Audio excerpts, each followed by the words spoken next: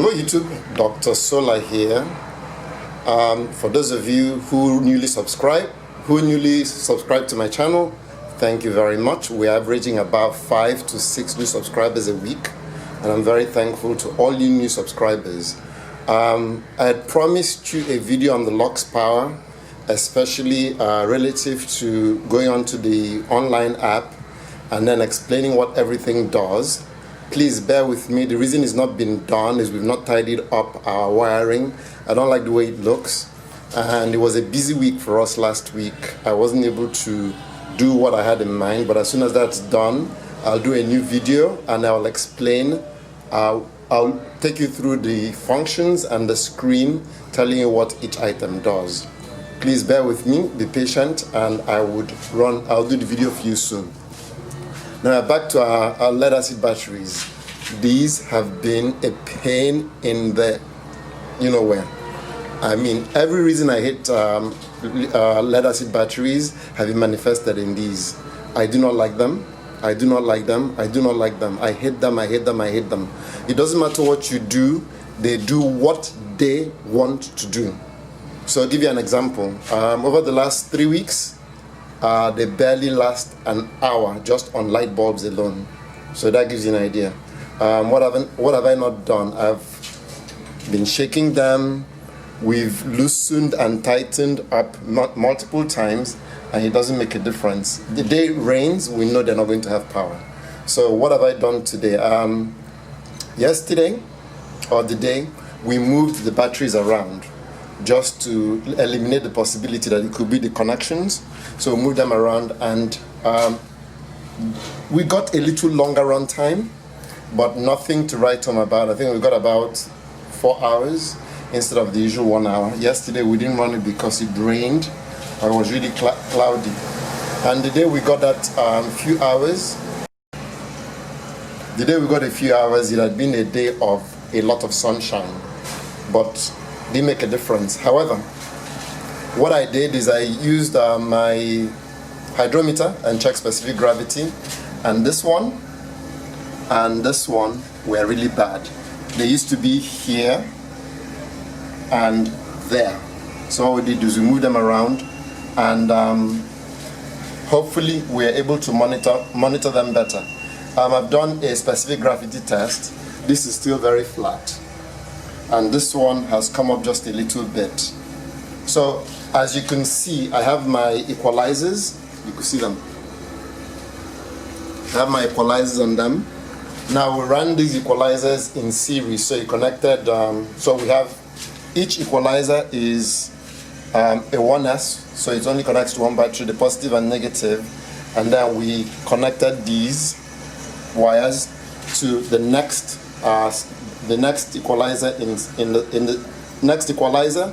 Then did the same till we had all 6 connected, and we've run this for a while. Did not make a difference. I mean, what in the beginning when I first did it, it worked fine, or it extended our run time, but now it just does not do anything. I mean, it's useless. So what I did today, hopefully will make a difference, is instead of running them in series, I'm pairing them to batteries. So this battery is properly charged, or it's charging better than this one. And what I've done is I've connected this one to this one on the equalizer, and as you could see, this is showing red and a green, and this is showing 2 greens. So 2 greens means that this has higher voltage and it's discharging into this one that is red. So this one is pulling voltage and this one is pushing voltage. So this is pushing current into this one. And what that is allowing us to do is charge this one a little faster. So I've done that all across, and as you can see, everything on this side was red. You see that red? This one, once the sun comes back out again, it will turn red. This one has been permanently red. And we got some cloud, and when we get some cloud, our production drops, and as you can see, it affects the middle one. So what I've seen, I did that today. What I've seen is that this is charging faster. Let me see if I can light it up and show you the differences between. So the sun just came out and you could see the middle one has turned red again. So let me show you. Look at this. Look in this one. You could see it bubbling. But look in this one. It's barely doing anything. I mean, what it's doing now is much more than what it was doing yesterday or the day before. So we're hoping that this makes a huge difference. See there. See here. Something is happening, but nothing to write home about. You can see the bubbling, just minor bubbling. So I'm hoping that making this change, putting the equalizers on the individual batteries instead of putting it in series, where yes, they're on individual batteries, but they're connected in series and all the batteries are linked. I'm hoping that doing it this way will allow us to at least equalize the opposing batteries, and then when we get them all to close enough voltage, I mean, we'll keep moving them around based on what we see from the batteries till we get everything close together, and then we'll reconnect it in series to see if we can get it to balance. But right now, as you know, with lead-acid batteries, as long as the specific battery is gravity is low, there is no capacity in that battery. So that's it for my lead-acid batteries. I should have given up on this. I don't know why I can't get myself to quit. I'm going to keep trying and trying and trying and trying till the day they either explode or I just get so angry I pick it up and dash it in and smash it into the ground.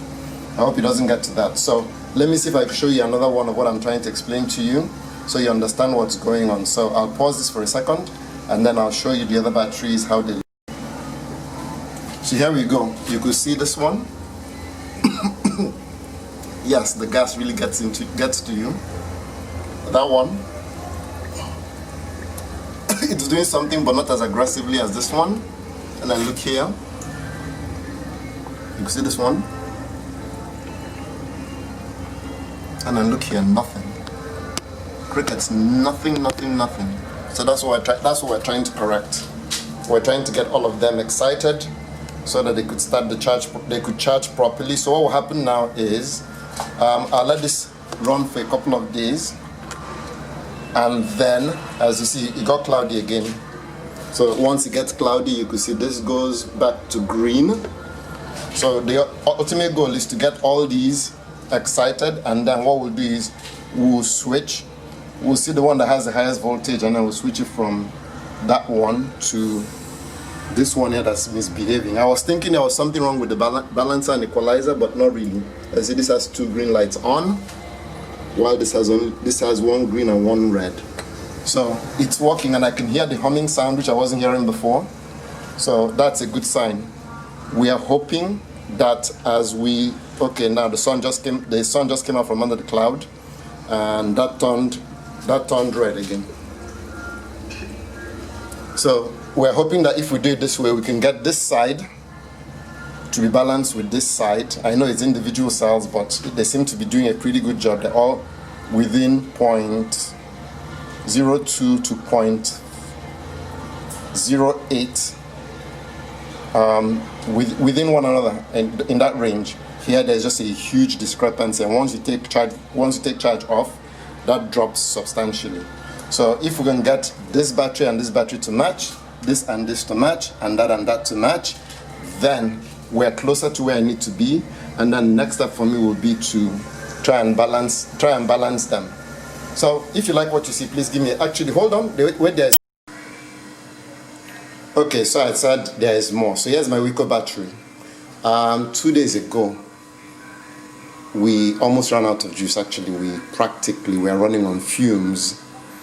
What had happened was it rained the day before, but the night before that I run my AC, and I think total generation for that day was 1.5. The next day after that was 1.5, almost 1.6 kilowatt hours. And for the first time in 10 months, the freezer were off, and I didn't run my AC that night. Actually, we didn't run the freezer all day, and at night we didn't run the AC. And the next morning, we had pulled 85 8.5 amp hours out of the battery, and these batteries are rated at 86 amp hours. So that for me was incredible. I had pulled out 85, so now I'm negative 32 amp hours.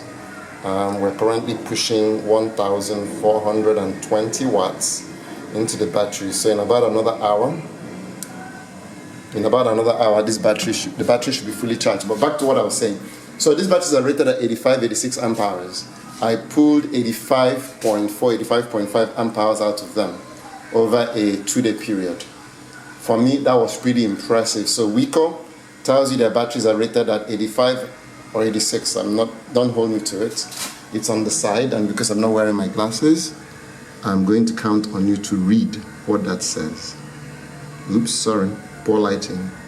Okay, so Weco rates it at 85 amp hours or 86 amp hours, and I pulled 85.2, 85.3 amp hours. So let's make assumption of an error of about somewhere between 1.5 amp hour. That tells you that this thing is rated at exactly what they tell you, and the lights were still on. Of course, the voltage was dropping, but the lights were still on. Now I measure it from my shunt here, and here is the BMV.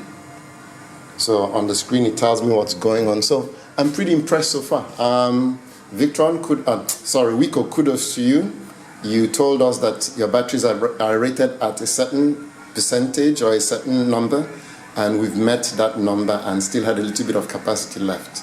So thank you once again for watching. If you like what you see, please give me a thumbs up. If you have any comments, please make them below. If you're yet to subscribe, click the subscribe button. Once again, this is Dr. Sola coming to you from Lagos, Nigeria.